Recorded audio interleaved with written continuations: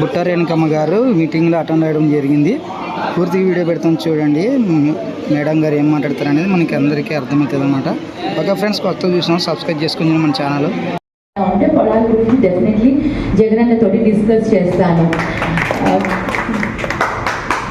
ఇంకా మిగతావి ప్రభుత్వ అదే ఆఫీస్లో అయిపోయింది కదా. ఇంకేదైనా ప్రత్యేక కోర్టు కావాలి.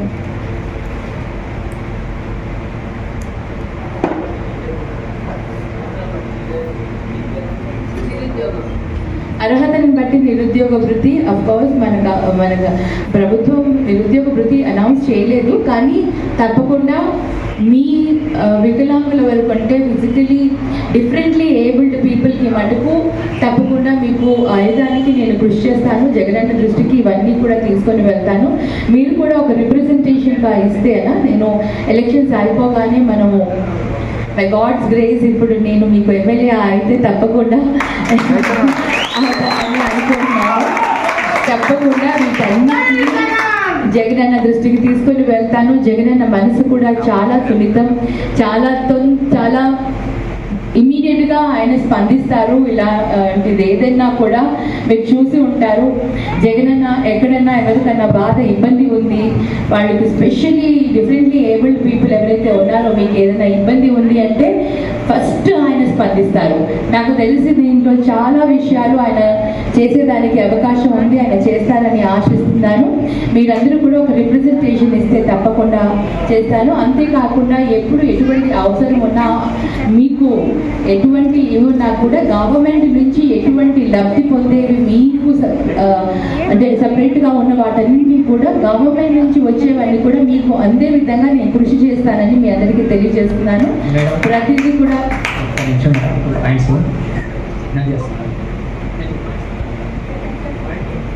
మేడం మా వాళ్ళు వచ్చేసి బ్యాటరీ వెహికల్స్ ఇవ్వట్లేదు ఈ మధ్యకాలంలో. అది వాటి మీద దృష్టి పెట్టమని మన వికలాంగ సమాజం చెప్తున్నారు. తర్వాత వచ్చేసి అదేం పాపం తెలుసు, ప్రతి ప్రభుత్వం వచ్చి మహిళలకు ఉచిత బస్సు ప్రయాణం అంటారు. అదే వికలాంగులు ఎక్కడ పోయినా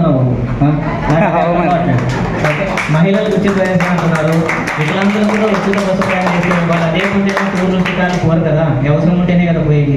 దయచేసి మహిళలతో పాటు వికలాంగులకు కూడా ఉచిత బస్సు సౌకర్యాలు, అలాగే ట్రైసైకిల్స్ వెహికల్స్ ఇవి కొద్దిగా వీటి మీద దృష్టి సారిస్తే మాకు వరకు కూడా కొద్దిగా బండ్లు వేసుకుని తిరగాలని ఒక అవసరం ఉంటుంది.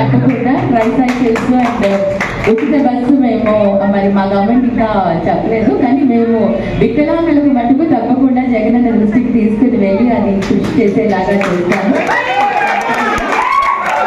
అంతేకాకుండా మీకు ట్రైసైకిల్స్ బ్యాటరీ వెహికల్స్ ఇవి తప్పకుండా ఇప్పించేదానికి నేను ఏడీ గారితో వాళ్ళతో మాట్లాడి ఇవి చేయిస్తాను. నేను ఎంపీగా ఉన్నప్పుడు చాలా చేస్తాను. ఇప్పుడు ఎమ్మెల్యేగా వెళ్తున్నాను కాబట్టి, లేకపోతే సెంట్రల్ గవర్నమెంట్లో చాలా ఫండ్స్ ఉన్నాయి.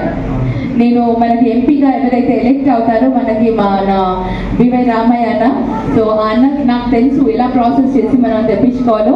సో అన్నకి నేను చెప్తాను మన సెంట్రల్ గవర్నమెంట్ నుంచి కూడా మనకు వచ్చేలాగా తప్పకుండా. ఎందుకంటే ఎంపీ ఫండ్స్ ఒక 20% ఎంతో ఇస్తే మిగతాది 80% సెంట్రల్ గవర్నమెంట్ నుంచి మనకు వచ్చేస్తాయి. సో అది చాలా ఈజీగా తెప్పించుకోవచ్చు సెంట్రల్ గవర్నమెంట్ నుంచి, అలాగే స్టేట్ గవర్నమెంట్ నుంచి. జగనన్నతో కూడా చెప్పి మన స్టేట్ గవర్నమెంట్ నుంచి కూడా ట్రైసైకిల్ వెహికల్స్ ఇప్పించేలాగా అందరికీ కూడా కృషి చేస్తానని మీ అందరికీ కూడా తెలియజేస్తాను.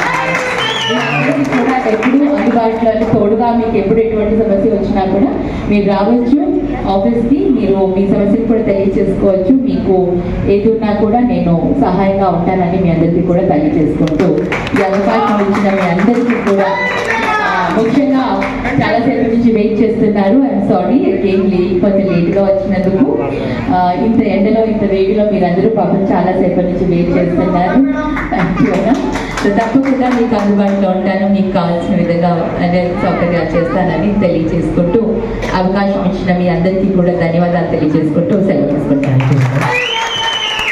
ర్యాంప్స్ తయారు చేయాలి, వాళ్ళకి సపరేట్గా వాష్రూమ్స్ కూడా ఉండాలి. ఇది ఒక ఈవెన్ ప్రైవేట్ వ్యవస్థల్లో కూడా ప్రైవేట్ సంస్థలలో కూడా వాళ్ళకి ఏమైనా అఫిలియేషన్ రావాలి అంటే ఈ నామ్స్ని కంపల్సరీ వాళ్ళు ఉంటేనే వస్తాయి. అది కంపల్సరీ. ఇది ఇప్పుడు మనం దాన్ని అడగాల్సి వస్తుంది అంటే నిజంగా కంపల్సరీ ఉండాలి. మామూలుగా సెంట్రల్ గవర్నమెంట్ నామ్స్ ప్రకారం కూడా స్టేట్ గవర్నమెంట్ నామ్స్ ప్రకారం కూడా ఏ ప్రభుత్వ ఆఫీసుల్లో కానీ మేడం గారు ప్రసంగించగా కోరుచున్నాను.